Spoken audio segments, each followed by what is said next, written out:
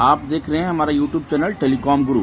यदि आपको वीडियो पसंद आए तो आप लाइक करें, सब्सक्राइब करें जब दुर्योधन को बेल समझाने आइकन चलते दबाना ना जाते भूलें।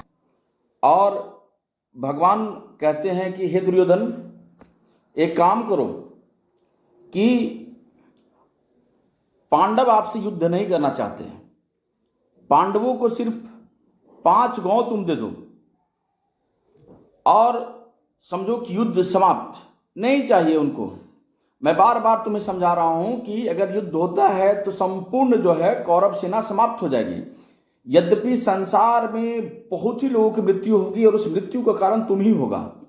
इसलिए तुम समझो, तुम जो है पांडवों के साथ में युद्ध नहीं कर पाओगे और तुम्हारी जो ये देख रहे हो धरी की धरी सेनाएं यूं ही रह जाएगी। इसलिए मैं बार बार तुम्हें समझा रहा हूं कि इस प्रकार का कार्य ना करो और अपने बड़ों की कहना को मानो और उनका सम्मान करो और अपने भाई को 5 गांव ही दे दो ताकि वह खुश होकर के वह एक अच्छे जीवन को जी सके। दुर्भाग्य से ऐसा नहीं होता है। तो बड़ा ही सुंदर रामधारी सिंह जी दिनकर ने लिखा है, जो राष्ट्र कवि हैं हमारे, उन्होंने लिखा है। मैं उनकी कविता को पढ़ने की थोड़ा चेष्टा कर रहा हूं। वो कहते हैं कि वर्षों तक वन में घूम घूम बाधा विघ्नों को चूम चूम सह धूप धाप पानी पत्थर पांडव आए कुछ और निखर सौभाग्य न सब दिन सोता है देखो आगे क्या होता है। मैत्री की राह बताने को, सबको सुमार्ग पर लाने को, दुर्योधन को समझाने को, विष्णु विध्वंस बचाने को भगवान हस्तिनापुर आए, पांडवों का संदेश लाए। 2 न्याय अगर दो आधा दो, पर इसमें भी यदि बाधा हो तो दे दो केवल 5 ग्राम।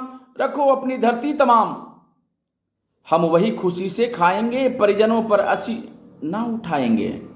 दुर्योधन वह भी न दे सका, आशीष समाज को ले न सका, उल्टे हरि को बांधने चला, जो था साध्य साधने चला। जब नाश मनुज पर छाता है, पहले ही विवेक मर जाता है। हरि ने भीषण हुंकार किया, अपने स्वरूप विस्तार किया। डगमग डगमग दिग्गज डोले, भगवान कुपित होकर बोले, जंजीर बढ़ाकर साथ मुझे, हाँ हाँ दुर्योधन बांध मुझे। यह देख गगन मुझ में लय है, यह देख पवन मुझ में लय है, मुझ में विलीन झंकार सकल, मुझ में लय है संसार सकल। अमृतत्व फूलता है मुझ में, संहार झूलता है मुझ में। उद्याचल मेरा दीप्त भाल, भूमंडल वक्षस्थल विशाल, भुज परिधि बंद को घेरे हैं, मैनाक मेरु पग मेरे हैं। दीप्ते जो ग्रह नक्षत्र निकर, सब है मेरे मुख के अंदर। दृग हो तो दृश्य अकांड देख, मुझ में सारा ब्रह्मांड देख।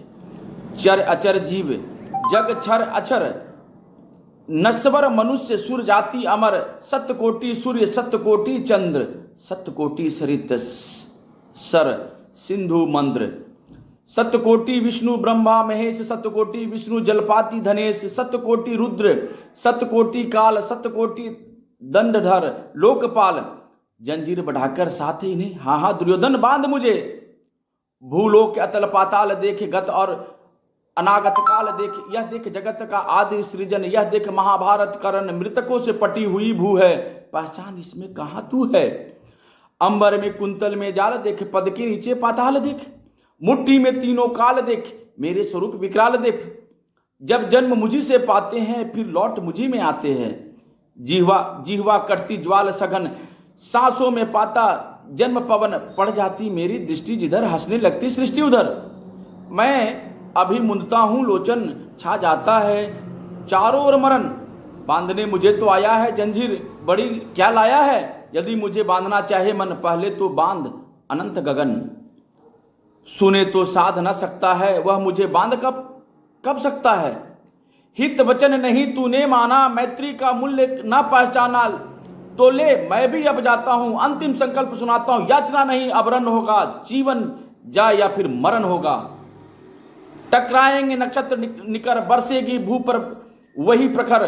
फन शेषनाग का डोलेगा, विकराल काल मुंह खोलेगा। दुर्योधन रन ऐसा होगा, फिर कभी नहीं जैसा होगा।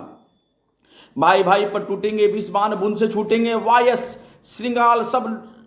वायस श्रृगाल सुख लूटेंगे, सौभाग्य मनुष्य के फूटेंगे। आखिर तू भूस्याही होगा, हिंसा का परदाई होगा। घी सभा सब्र सब लोग डरे चुप थे या थे बेहोश पड़े, केवल 2 नर या आघात थे। धृतराष्ट्र विदुर सुख पाते थे, कर जोड़ खड़े प्रमुदित निर्भय दोनों पुकारते थे जय जय जय जय जय जय जय जय जय। तो भगवान ने साफ तौर पर दुर्योधन की चेतावनी दिया, दुर्योधन के समझाने की कोशिश किया कि हे दुर्योधन, मेरी बात को समझो। अगर इतना बड़ा युद्ध होता है तो उस युद्ध का सबसे बड़ा पाप तुम्हारे सर पे होगा, क्योंकि मैं नहीं चाहता और ना ही पांडव कुमार चाहते हैं कि इस प्रकार का युद्ध हो और युद्ध में ना जाने असंख्य लोग, असंख्य माओ, असंख्य बहनें, असंख्य भाई इस धरा से समाप्त हो जाएगा। तो उसका उत्तरदायित्व कौन होगा? उसका उत्तरदायित्व मैं नहीं हूं दुर्योधन। मैं तुम्हें बार बार समझा रहा हूं, बार बार मैं तुझे चेतावनी दे रहा हूं, परंतु तुम मानने को तैयार नहीं हो। तो तुझे कौन समझाएगा? मैं फिर बोल रहा हूं, इस चीज को समझो और मानो, और मान करके हमारे शरणागत हो जाओ, हमारे चरण में आ जाओ, तुम्हारा कल्याण का कारण बन जाएगा। जाओ, अपने भाइयों के समक्ष झुकने से कोई हानि नहीं होती।